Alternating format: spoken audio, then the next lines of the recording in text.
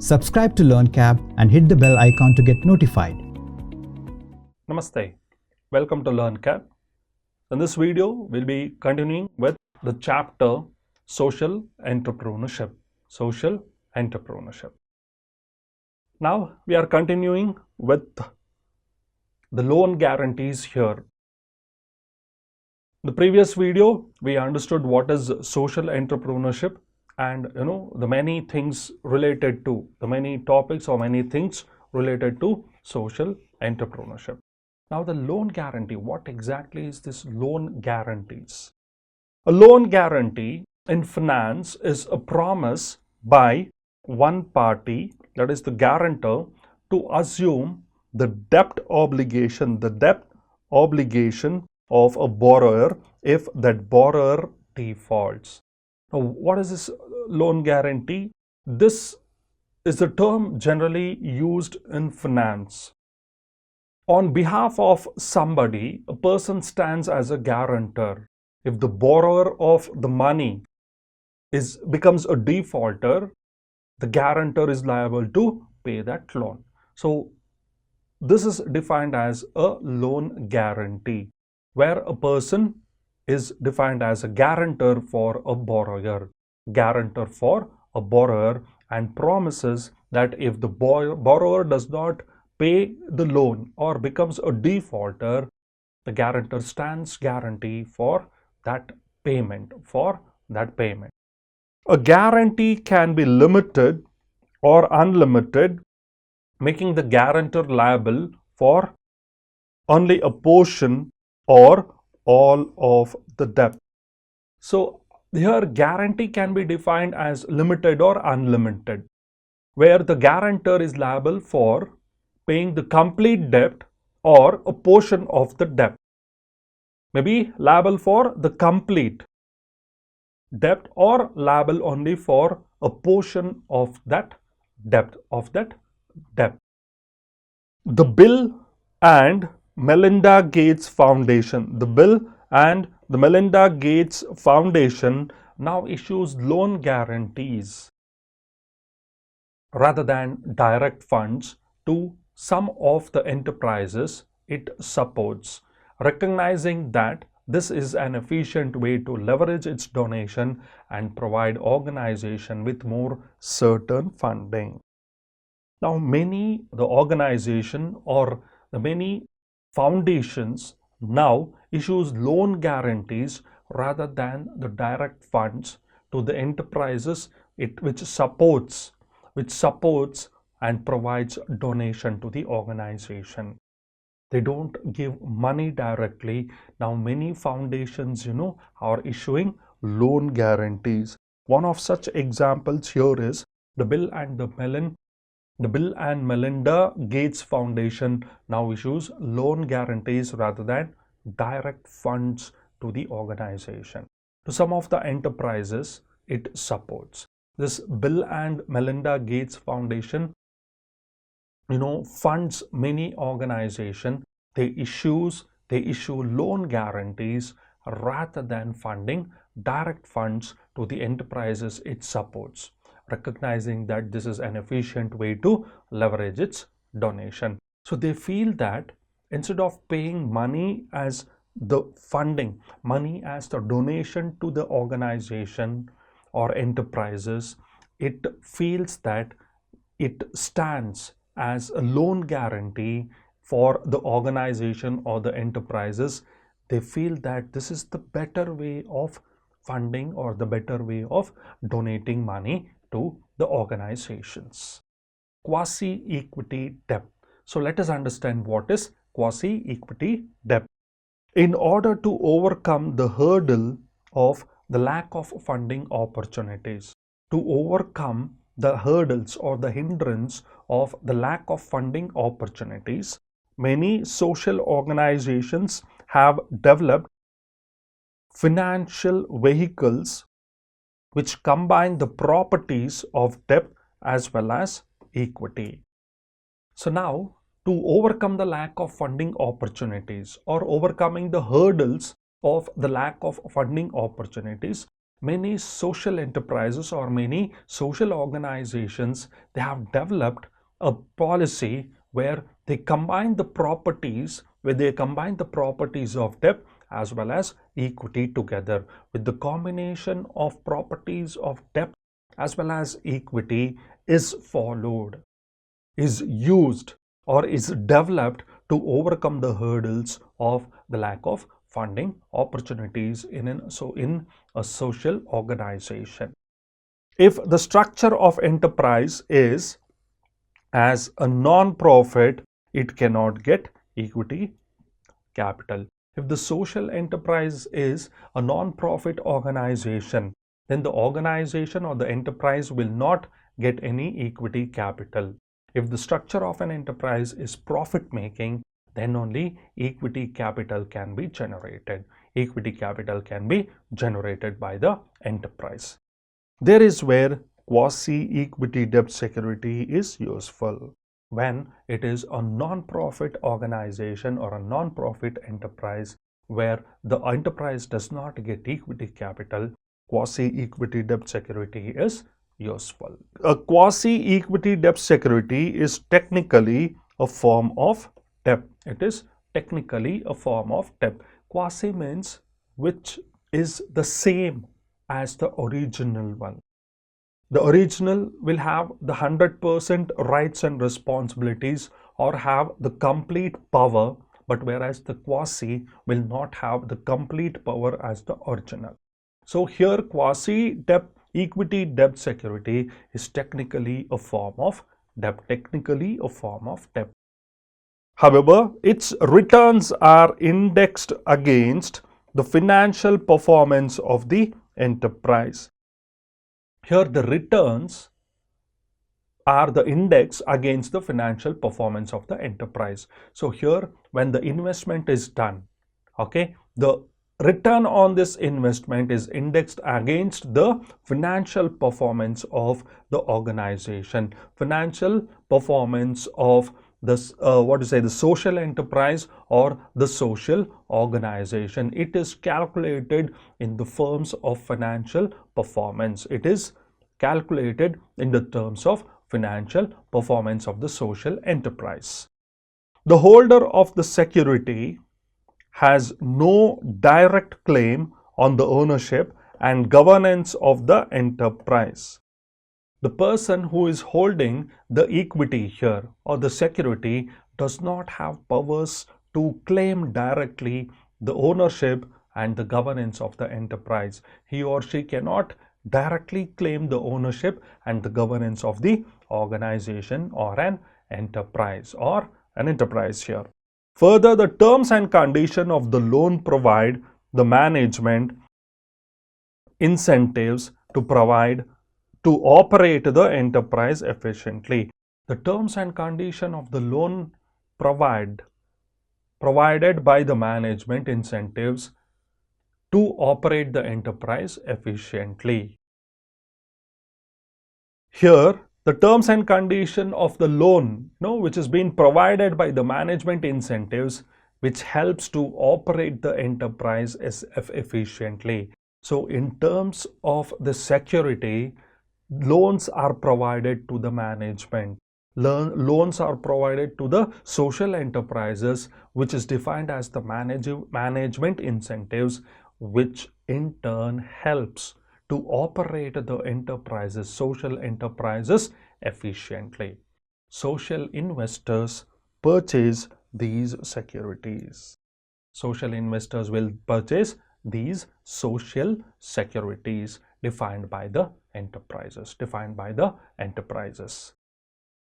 The quasi-equity debt securities make it possible for social enterprises to offer banks and other lenders a competitive investment opportunity. The quasi-equity debt securities, gives an opportunity for the banks or other lenders to competitively invest in the social enterprises. So this quasi-equity debt securities, makes possible for social enterprises to offer banks So these debt securities is offered by the social enterprises to banks and other lenders for better investment opportunities, to create better investment opportunities. So what these social enterprises do is they approach the bankers and other financial institutions or lenders, insist them to invest in quasi-equity debt securities. Example of quasi-equity debt. Let us understand an example of quasi-equity debt. The Bridges Social Entrepreneurship Fund is one of the main social funds of Bridges Venture. Bridges Ventures is an organization which is an investment company based in UK. This fund has around 12 million pounds available for investment in social enterprises. So they have 12 million pounds for investment in social enterprises. So they have ready funds for investing in social enterprise. For example, if it loaned to HCT. It loaned to HCT, a company which uses surpluses from its commercial London buses, school buses, and park and ride services to provide community transportation for people who are unable to see the conventional public transport. So what does this company do? It has 12 million pounds available for social enterprises. So what they do is it loaned $1 million to HCT company. So what is this HCT company does? Which uses surplus of its commercial London buses, school buses, and park and ride services to provide community transportation for people who are unable to use the public transport. So see, the investment is done on a charity. They are not giving the donation directly to the service or the social enterprise here. Surplus funds are available, invest in social enterprises. So what they do is they provide community transportation for the people who are unable to use the public transport. So London buses, school buses, park and ride services are provided for the public who are unable to use the public transport service. So this is done as a charity rather than funding or donating the funds to a social enterprise. This loan has a quasi-equity debt feature. So this loan has a quasi-equity debt feature. Pooling. So what is this pooling? Techniques that involve pooling funds have also opened new financial doors to social enterprises, because pooling institutions can tailor its liabilities to the needs of different kinds of investors. Now there is a new trend or technique that involves pooling of funds, which is used by the pooling institution, which can tailor its liabilities to the needs of different investors.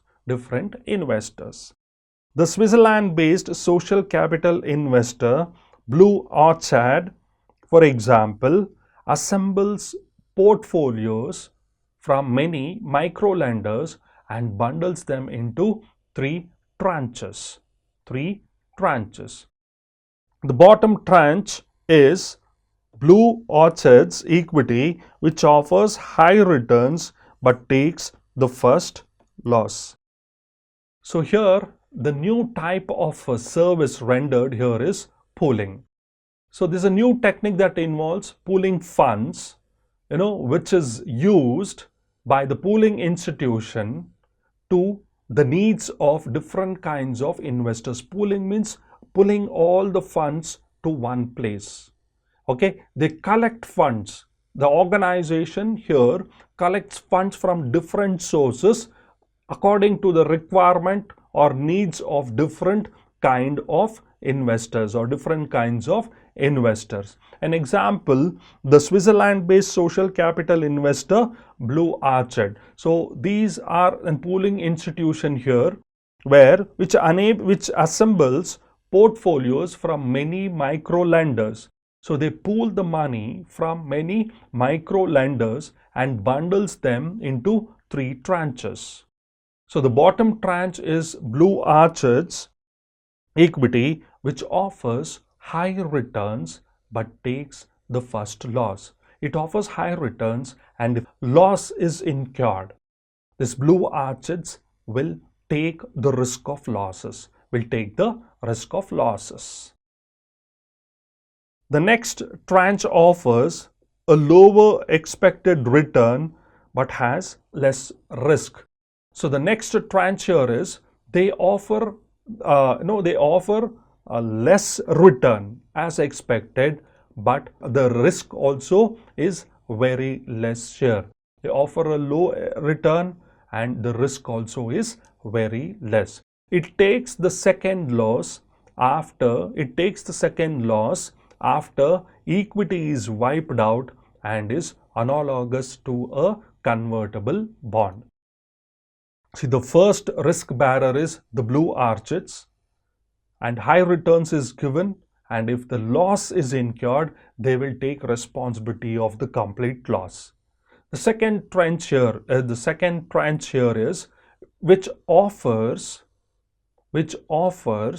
less returns but has less risk. So it takes the second loss here after the equity is wiped out and is analogous to a convertible bond. So when the risk is less and the equity is wiped out, it takes the responsibility for converting the bond, and it takes the responsibility of analogous to a convertible bond. So we can say that the second risk bearer here, which offers a lower expected return but has less risk, it takes the second loss after the equity is wiped out. They take the second loss after the equity is wiped out and is analogous to a convertible bond. So now, who is the top risk taker here? The top tranche promises a low but relatively safe return. It is purchased by the conventional debt investors. So the top risk bearer here, or the tranche, promises a low return on investment but safe return on investment. The return is very low but the return is safe. It is purchased by the conventional investors. So here the risk of investment is very less and the return is relatively safe. Your investment is safe, but the return on investment is low. The pooling model has spread globally. With investors such as IFMR Trust in Chennai engaged in scrutinization and structured finance of microfinance loan portfolios in which they retain an investment share. So this pooling model in India is, with the innovators such as IFMR Trust in Chennai. And this pooling model is not only in India, it is all over the globe. So this model is spread all over the globe and people have started initiating this activity in investing in social enterprises. Such one firm or trust which is in Chennai is engaged in scrutinization and structured finance of microfinance loan portfolios in which they retain an investment share. So this pooling model is used in this particular trust which is in Chennai. Now, social impact bonds. What is this SIB? What is this SIB? Social impact bonds help the government fund infrastructure and service cost. So this bond is helpful by the government to fund on infrastructure and services. So the social impact bonds help the government fund infrastructure and the service cost. Infrastructure and service cost. This is important, especially during cuts in the public budgets and stressful municipal markets. So this social impact bonds are important, especially during the cuts in public budgets. So when a budget is prepared by the government, certain portion of the allocation of public budgets or funds to the public is reduced, and this social impact bonds are generally used for this purpose when there is a reduce in public budgets and stressful municipal markets.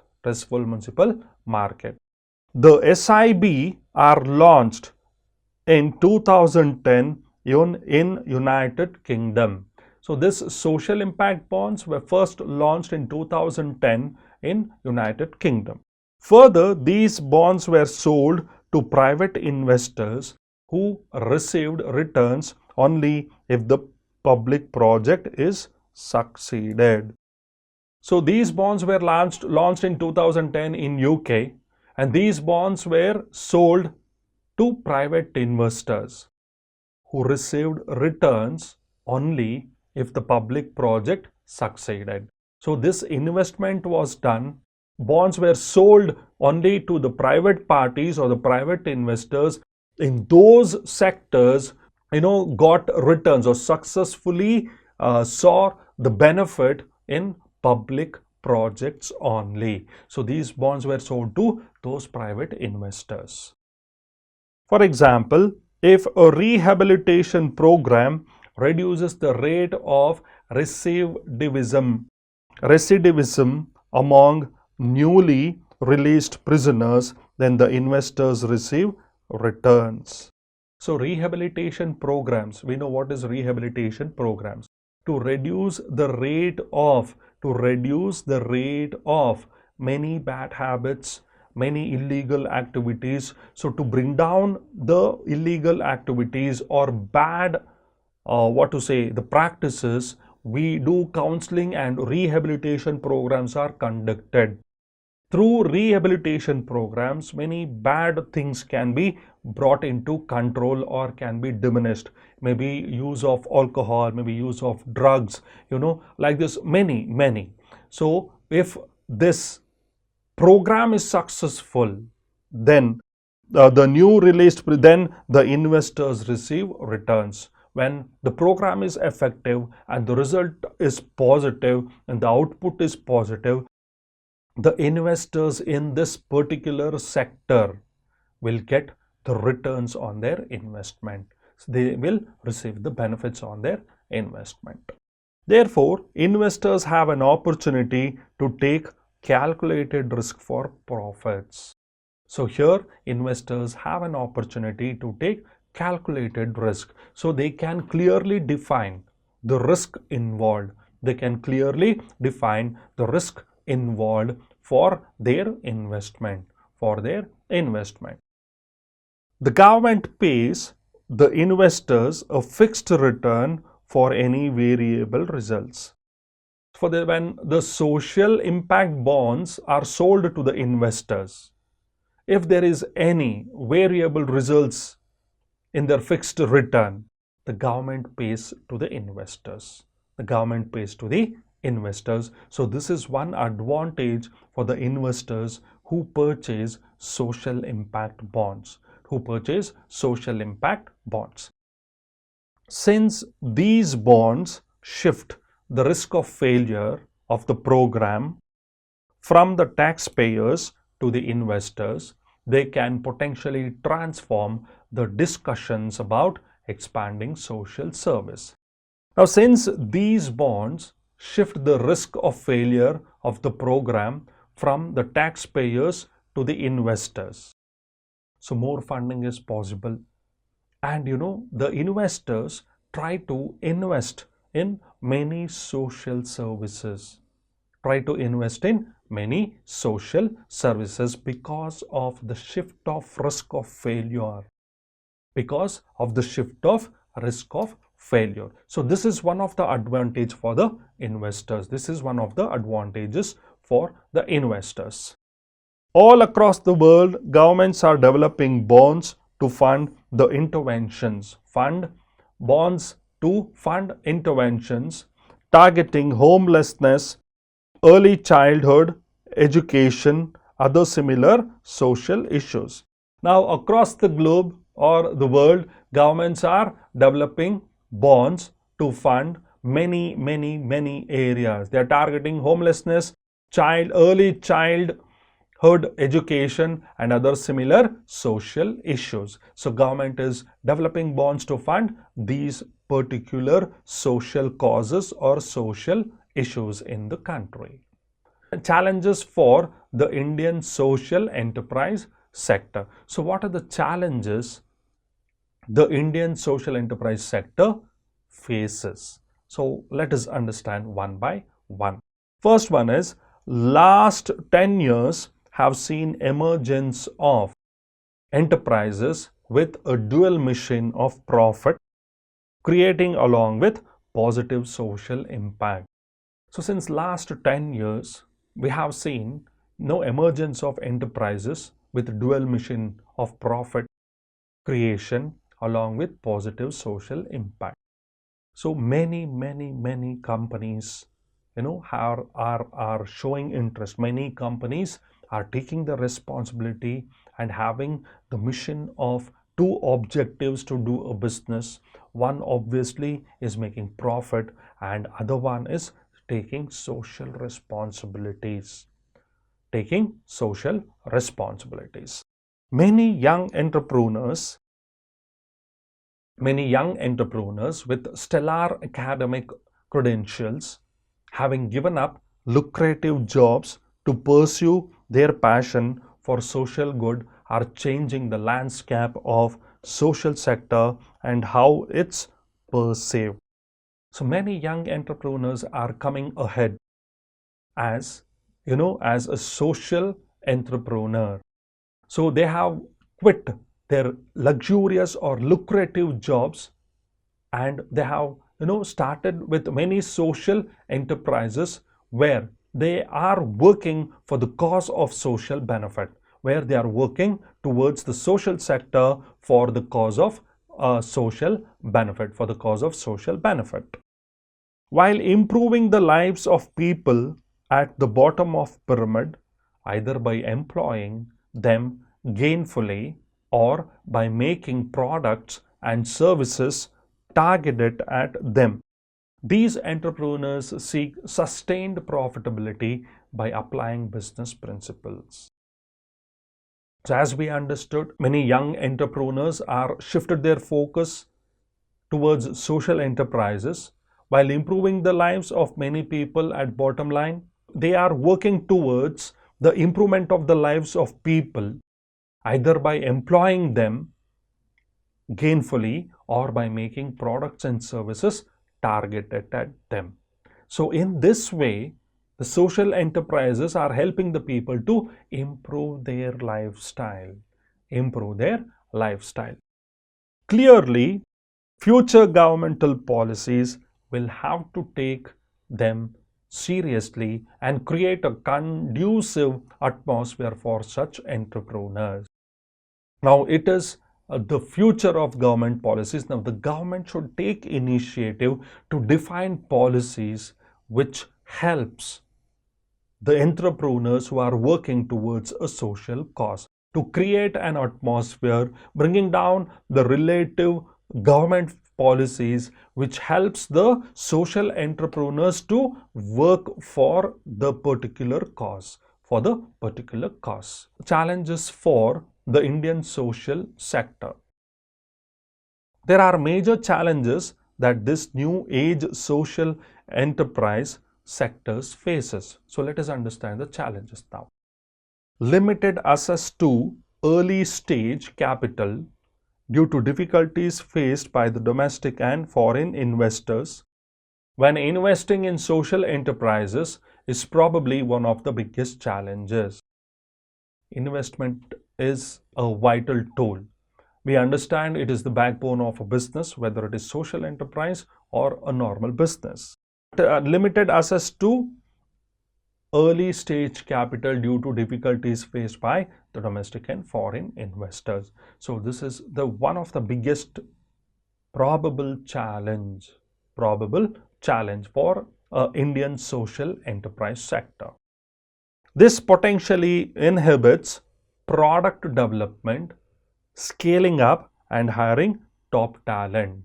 So this becomes an hindrance. The starting capital is an hindrance. Why? Because when there is no initial proper capital to start an enterprise, potentiality to hire talented people becomes a challenge. Scaling up and hiring of top talented people will become a challenge, and apart from that, product development is again an hindrance in the organization because of lack of adequate capital investment. So Indian regulations still don't formally recognize for profit social enterprises as a sector, thus depriving them of social benefits like tax breaks. So in India, the government has regulation is not formally recognized. They have still not formally recognized the profit social enterprise as a sector which strives to work for the social benefits, and special benefits like tax breaks has to be given. So the Indian regulation has to act upon this accordingly. So they have to give importance to the social enterprises who works towards the development of the society, solve the problems of the society by giving them some tax incentives or tax benefits, which in turn motivates many social entrepreneurs. Example, Indian education policy deems every educational institution to operate as a non-profit, restricting equity investment and entry of private players. Take an example here in India, the Indian education policy deems all the educational institutions should work as a non-profit organization, where restricting equity investments and entry of private players. So this is one of the examples where the government in India has taken the initiative, like policies deems of every education institution to operate as a non-profit, restricting equity investment and entry of private players. Thank you very much. Subscribe to LearnCab and hit the bell icon to get notified.